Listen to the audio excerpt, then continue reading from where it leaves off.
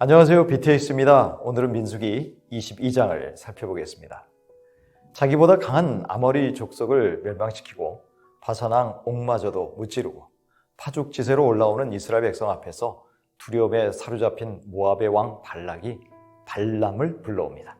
목적은 저주를 통해서 이스라엘을 약화시키려는 데 있었습니다. 지금 이스라엘은 여리고 맞은편인 모압 평지에 진을 치고 있었습니다. 이스라엘이 자기네 변경에 진을 쳤고 또한 이스라엘의 숫자가 많음에 모압은 다시 한번 고민할 수밖에 없었습니다. 그러나 사실은 하지 않아도 될 두려움과 고민에 쌓인 것입니다. 왜냐하면 하나님은 모압이나 암몬의 영토를 이스라엘에게 허용하지 않으셨기 때문입니다. 또한 에돔에게 어떻게 대했는지를 보면 그렇게 두려워할 필요가 없었습니다. 하지만 몇몇 미디안 지파들과 모압이 이러한 위협을 해결하기 위해서 발람을 부르게 됩니다. 이 발람은 선지자 혹은 점술가인데 그가 부돌이라는 곳에 거주하였던 모양입니다. 많은 수의 막강한 이스라엘에게 저주해달라는 것이 발람 초청의 목적입니다. 발락은 발람이 복을 비는 자는 복을 받고 저주하는 자는 저주를 받게 될 만큼 강한 주술 능력을 갖고 있다고 알고 있었습니다. 하지만 축복과 저주의 권세는 운명의 주관자이신 하나님께 속한 것이죠. 그 누구도 하나님의 허락 없이는 저주의 말 한마디도 꺼낼 수 없었습니다. 발람의 파송을 받은 모압과 미디안의 연합 사절단은 두둑한 복채를 들고서 이스라엘을 저주해달라는 발락의 부탁을 발람에게 전합니다. 그러자 발람은 연합 사절단에게 하룻밤 묵을 것을 권합니다. 그 이유는 그 밤에 하나님의 지시를 듣고 대답하고자 함이었습니다. 곧 하나님은 발람에게 임하셔서 그들과 함께 가지 말라고 하셨고 그 백성을 저주하지 말라고 하셨습니다. 그 이유는 이들이 하나님으로부터 복을 받은 백성이기 때문이라는 것이죠. 발람이 하나님의 메시지를 듣자 모압의 사절단에게 하나님이 허락하시지 않는다고 전달하고는 가지 않습니다.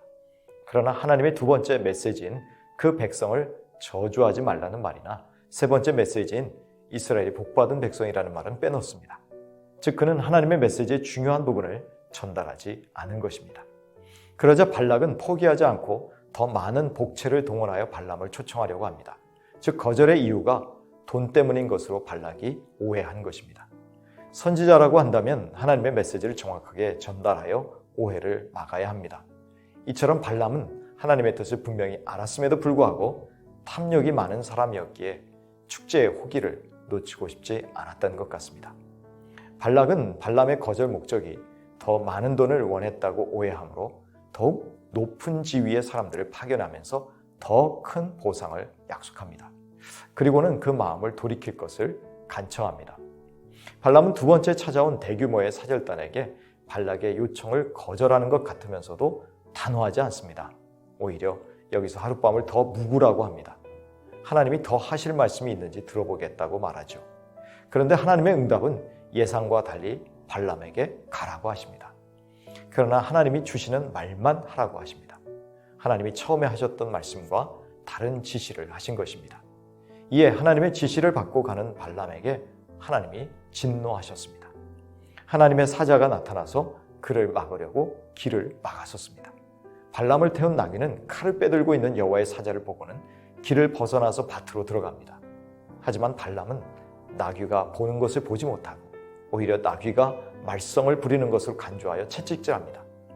여호와의 사자가 더 압박의 수위를 높입니다. 그러자 나귀는 더 좁아진 길에서 주저앉아 버립니다. 발람이 노하여 지팡이를 들고 나귀를 때립니다. 하나님은 이 순간 나귀의 입을 여셔서 사람의 말을 하게 하십니다. 억울하게 3번이나 맞은 나귀가 발람에게 항의하고 책망합니다.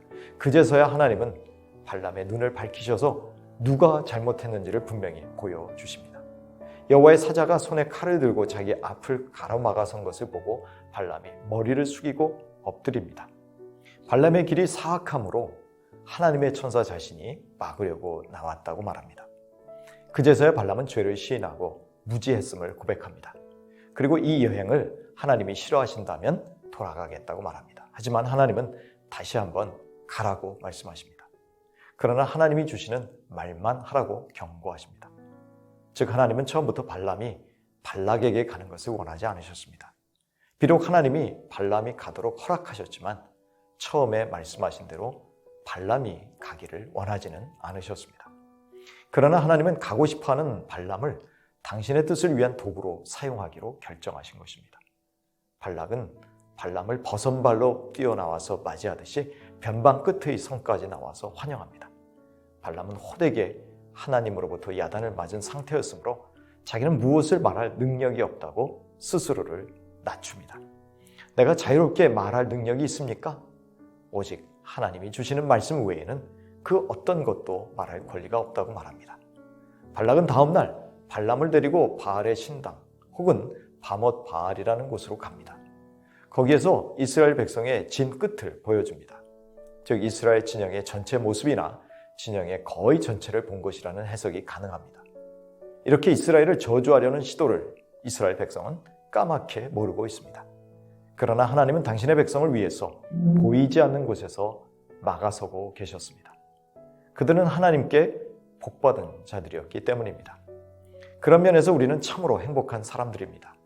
우리가 알지도 못하고 손도 쓰지 못하는 곳에서 하나님은 당신의 백성을 위해서 일하고 계시기 때문입니다. 시편 121편 4절 이하입니다. 이스라엘을 지키시는 이는 졸지도 아니하시고 주무시지도 아니하시리로다. 여호와는 너를 지키시는 이시라.